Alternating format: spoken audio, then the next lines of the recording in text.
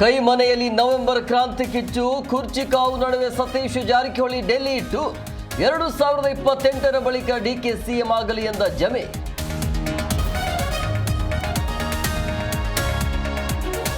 ಕೈ ಕಮಲದ ಮಧ್ಯೆ ತಾರಕಕ್ಕೇರಿದ ಟನಲ್ ಫೈಟ್, ಬೆಂಗಳೂರು ರಕ್ಷಿಸಿ ಅಂತ ಬಿಜೆಪಿ ಅಭಿಯಾನ, ಲಾಲ್ಬಾಗ್ ಯಾರ ಆಸ್ತಿಯೂ ಅಲ್ಲ ಅಂತ ಡಿಕೆ ಕೌಂಟರ್.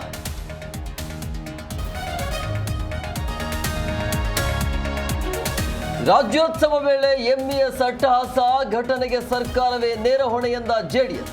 ಚಾಮರಾಜನಗರ, ಹುಬ್ಬಳ್ಳಿಯಲ್ಲಿ ಬೃಹತ್ ಪ್ರತಿಭಟನೆ.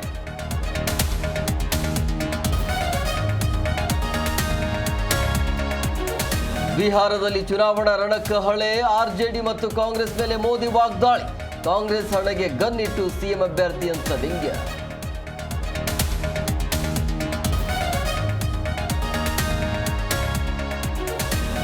ಮಹಿಳಾ ವಿಶ್ವಕಪ್ ಫೈನಲ್ ಬ್ಯಾಟರ್, ದಕ್ಷಿಣ ಆಫ್ರಿಕಾಗೆ 299 ರನ್ ಟಾರ್ಗೆಟ್ ನೀಡಿದ ಭಾರತ. ಬೌಲಿಂಗ್ ಪಡೆಯ ಮೇಲಿದೆ ಬೆಟ್ಟದಷ್ಟು ನಿರೀಕ್ಷೆ.